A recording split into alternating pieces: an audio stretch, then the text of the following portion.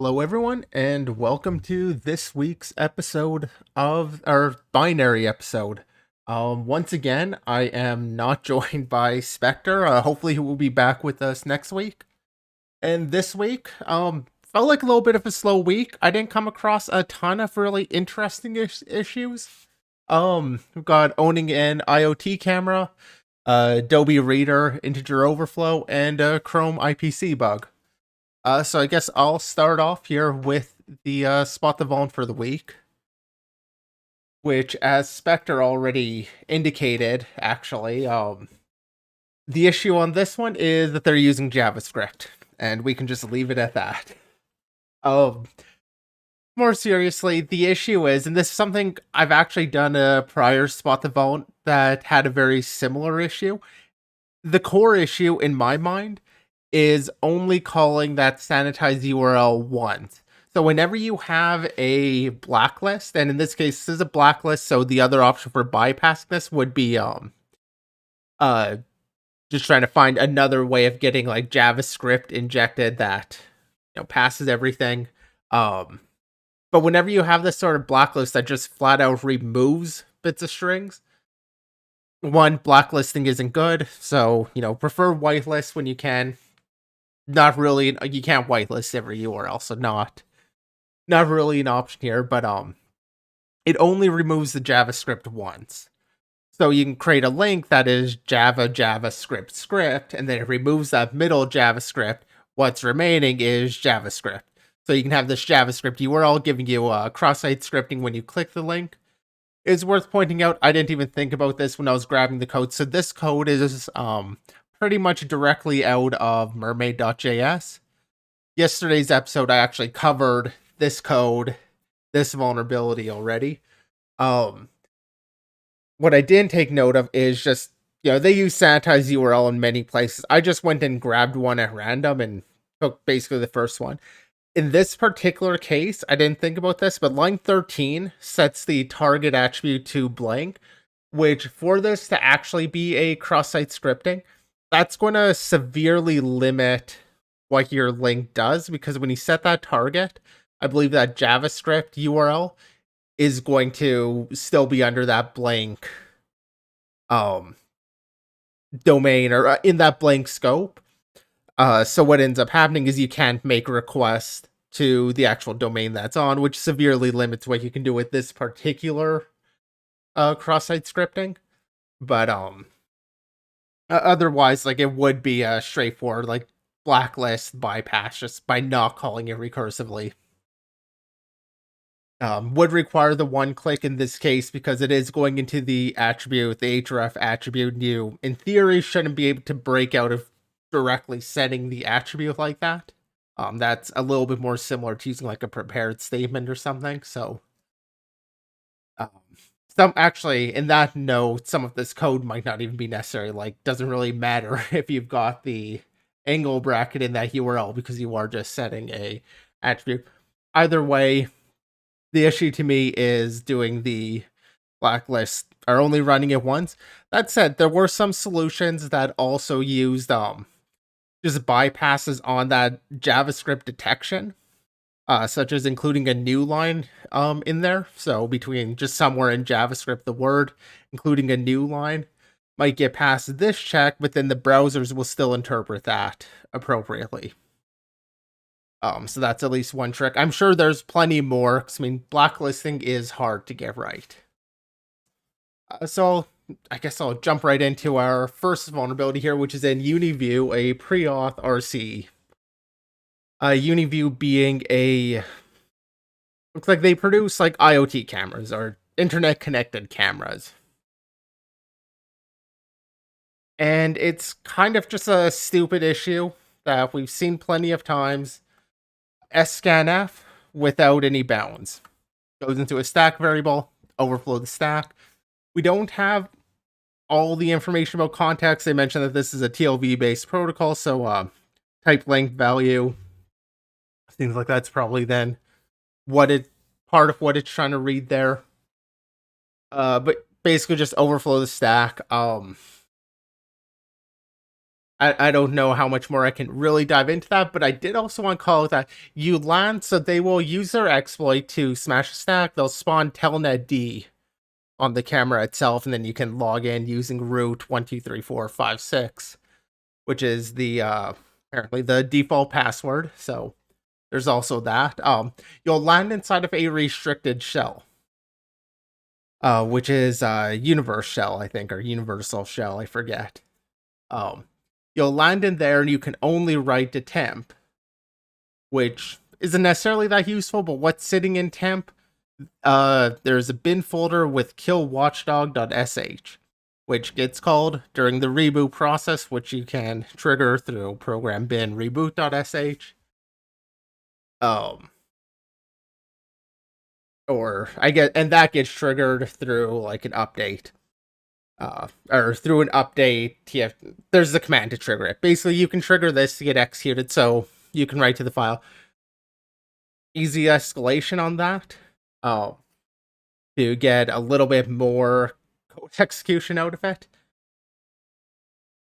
I mean, if you're going to go through the trouble of locking the account into the temporary folder, don't put something you actually need in the temporary folder. Like, the fact that temp bin exists, not that surprising, but when you're trying to be restrictive, probably should put that somewhere else. I mean, what probably happened there is a developer was actively working on it on a device, so it was just easier to do it there, and then they didn't fix it up afterwards.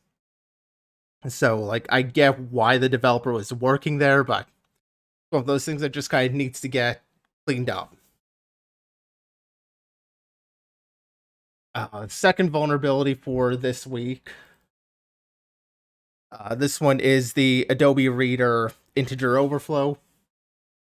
A little bit more interesting. This one has to do with size calculation on just sparse arrays. So by default, JavaScript arrays are sparse arrays, or you can basically set any key in an array.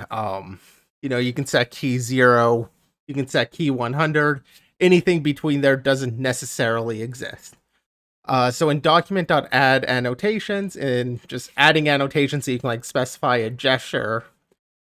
In that gestures array, which is supposed to be like your coordinates that a user would draw on screen to do whatever gesture, you can add that using JavaScript, and the array of coordinates, it will do a size check on it.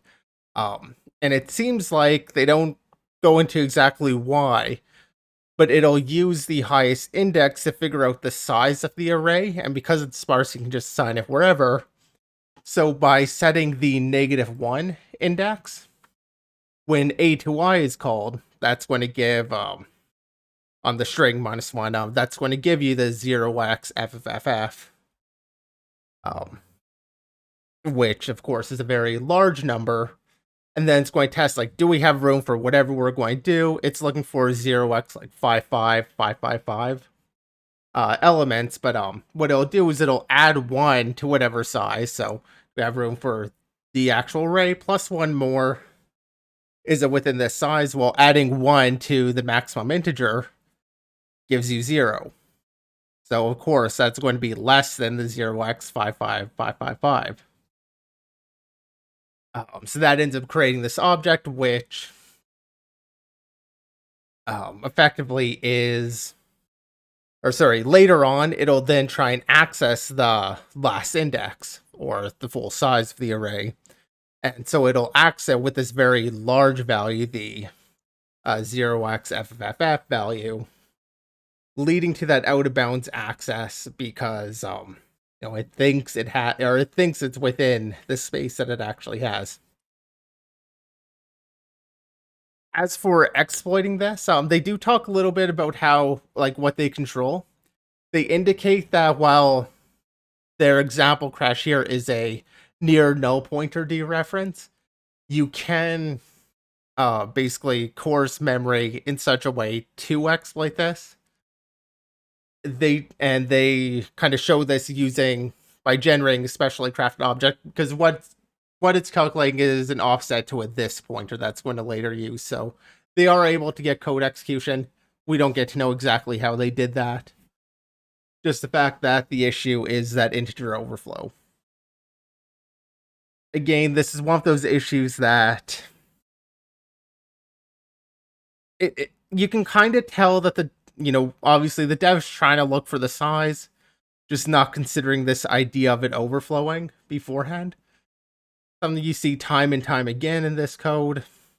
We don't have a lot of context over exactly what the code looked like. This was reverse engineered to kind of figure out what's going on,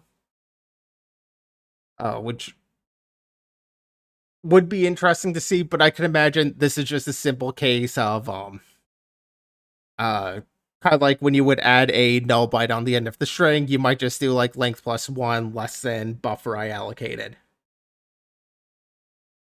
Spectre in chat, so he's not here with us, but is in chat, to say seems weird to use something like a to y in this case.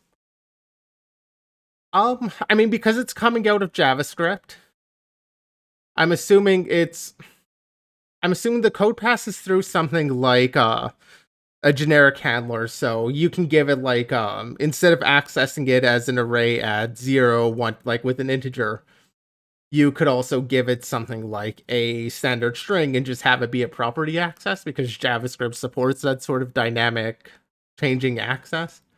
And this isn't a contiguous array, this is a sparse array, so I can kind of understand why a to I is being used, because they do need to convert this key, which may be an integer, but it may not be. They need to convert that key into something useful, or something that they can actually use to offset it. Although, again, out of chat there, Spectrum mentions, usually attributes and indices slots are treated differently, though. I haven't done any browser exploitation, so I will defer to you on that. Just seems like lazy code.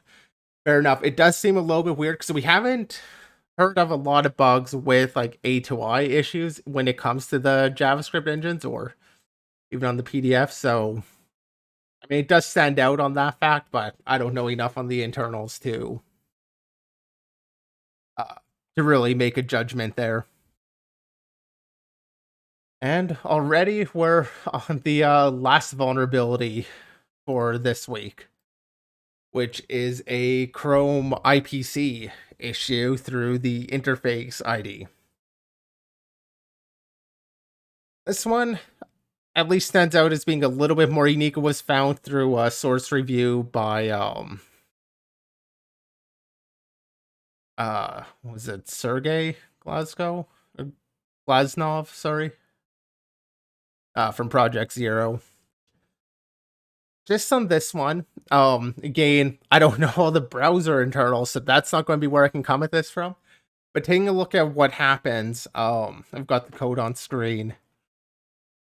It will look up. So the issue is when this ChannelAssociatedGroupController, so you've got this class, it can receive messages for some object or for some endpoint, and all these are kind of broken down, and you've got a sequence, which seems to be a sort of thread or process type of deal.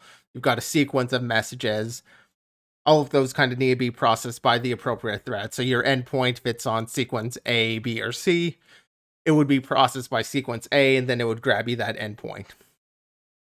So what ends up happening in this case is it reminded me a lot of like the PID reuse idea. It's really just a ID reuse. While it's doing this, if a sequence gets a message that needs to actually be handled by another sequence, so sequence A gets a message that needs to be done by sequence B, it will create a task, and that will bind the message onto the appropriate sequence and get the right endpoint and send it over to it.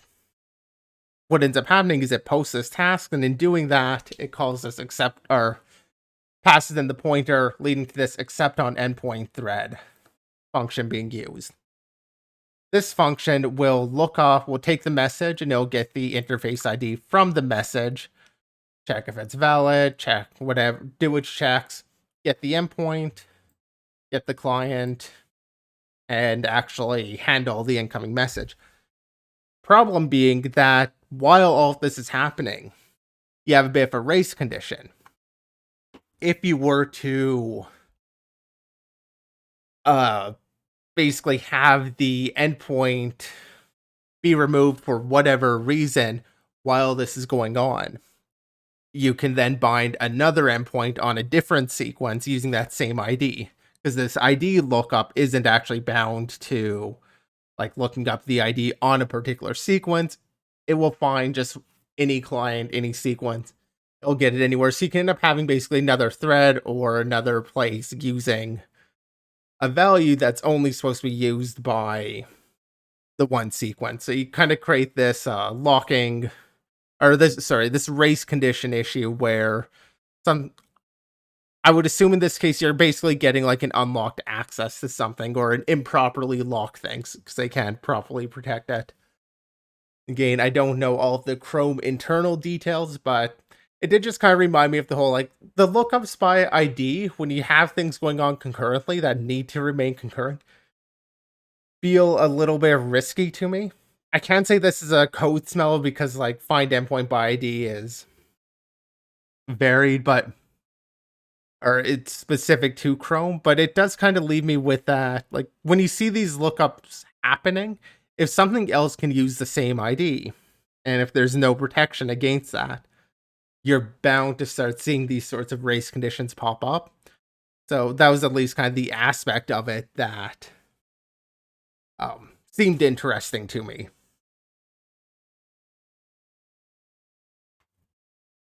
And that is the last exploit for this week. So one of our shortest episodes. I did or actually I'll chat Spectre mentions, yeah, that's going to be hard to detect really.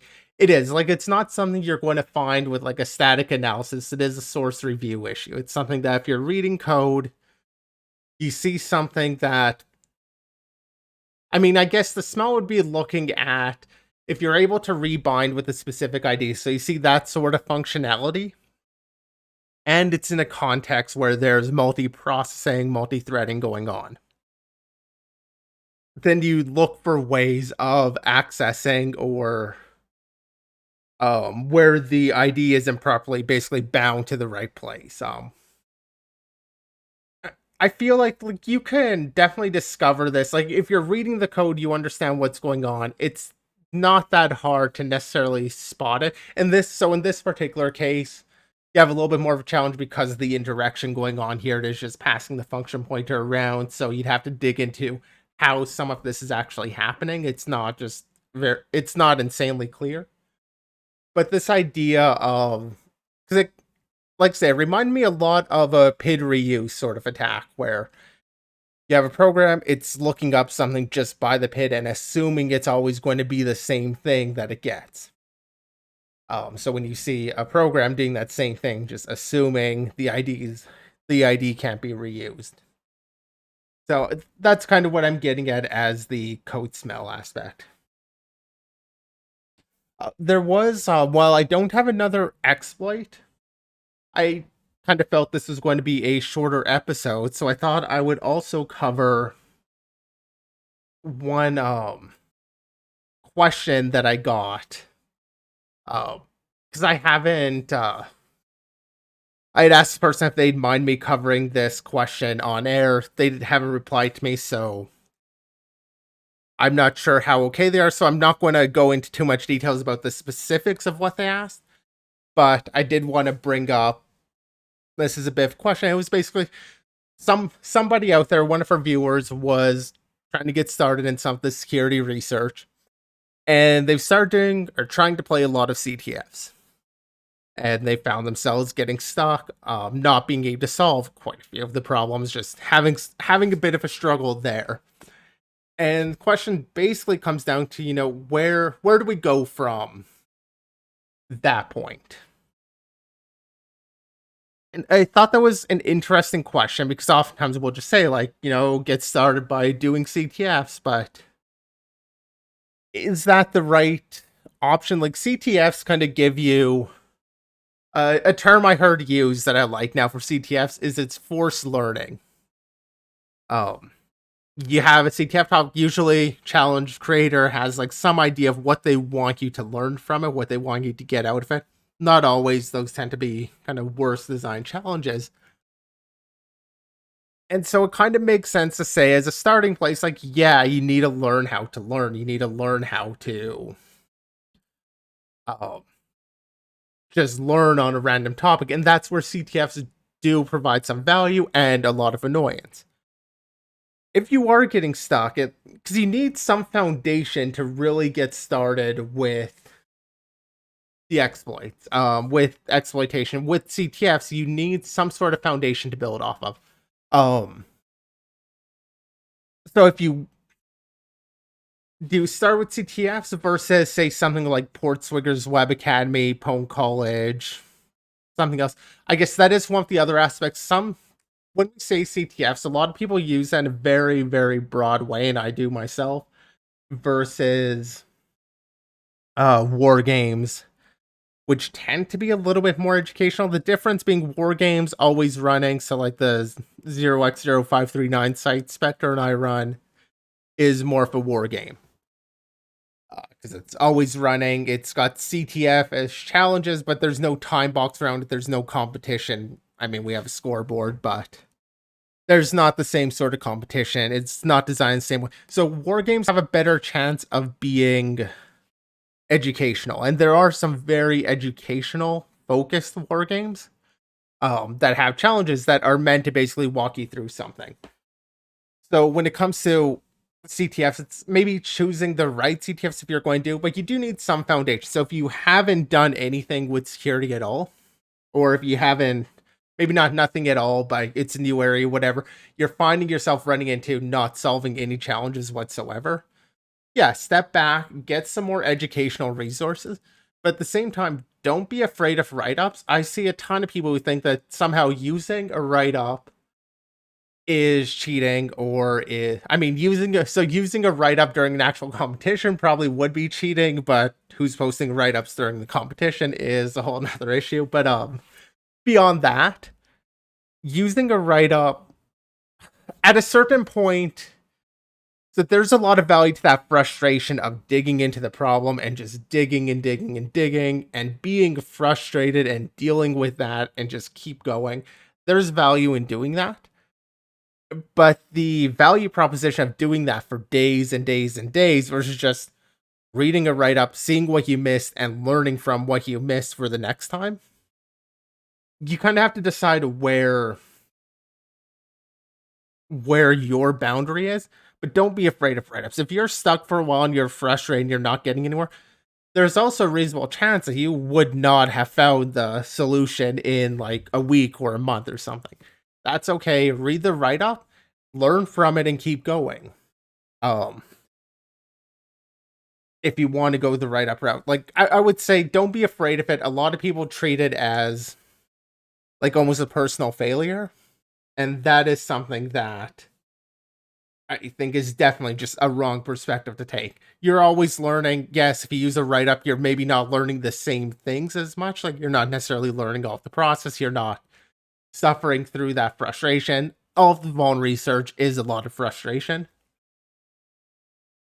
But you're still learning. You're still getting value out of it. So either doing that or using the more educational resources first would be, I think, the better step than going straight towards either competitive CTFs or basically, if you're not solving anything at all, you're probably going for challenges that are just too difficult for you. So step back, go either with something easier or just focus more on the education. Then hit up CTFs, and CTFs are not a necessary part. Spectre in chat mentioned personally, I like recommending and re-implementing end days exploits and studying past write-ups over CTFs, which is a completely fair way to go about it. I mean, we have our Getting Good set of blog posts where I kind of talk about doing some of the exploit re-implementation or end day development. And taking a bit of an approach on that, which is totally fair. I think as you're learning more educational resources and then using that as your practice, CTFs are not a necessary resource.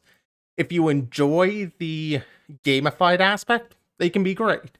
Or you can really hate them because they feel so contrived.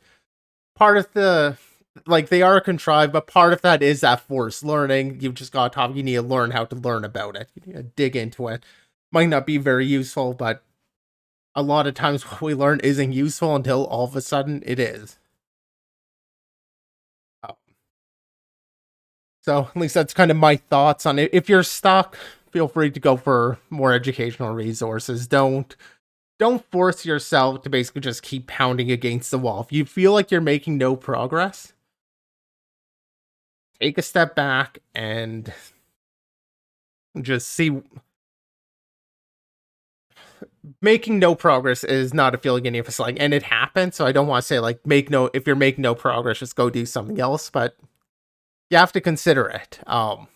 If you don't feel like it's helping you, you're not motivated to keep going. So, motivation is a big killer in this. But yeah, I think I'll leave that question there. And with that, I will wrap up this week's episode. So hopefully we'll be back next week at Monday at 3 p.m. Eastern for a Bounty episode, or another binary episode on Tuesday at 7 p.m. Eastern here on Twitch. Hopefully we'll be back with Spectre and you won't just need to listen to me.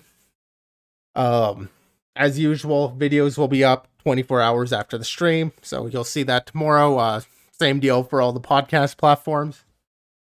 So thank you all for listening, and I'll see you next time.